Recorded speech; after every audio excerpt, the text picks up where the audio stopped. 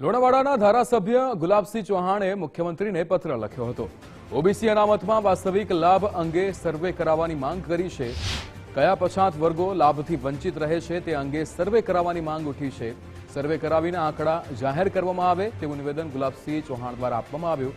સાથે જ અન્ય પછાત વર્ગ પંચ દ્વારા રાજ્યવ્યાપી સર્વે કરવામાં આવે તેવી પણ માંગ છે।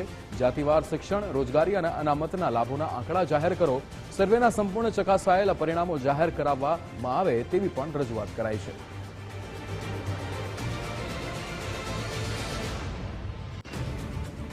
જાતિવાર શિક્ષણ, રોજગારી, અનામતના લાભોના આંકડા જાહેર કરવાની માંગ ઉઠી છે। આમાં કેટલાક અન્ય પછાત વર્ગોને આર્થિક તેમજ નોકરીના સરકારી નોકરી કે બીજી કોઈ પણ નોકરીમાં લાભ મળતો નથી એવી અન્ય જ્ઞાતિઓ ગુજરાતમાં પણ છે। હાલ રાજસ્થાન સરકારે આ અંગે સર્વે કર્યો તો અન્ય પછાત વર્ગોને કોઈ પણ લાભ મળેલા નથી એવો સર્વે બહાર પડ્યો છે।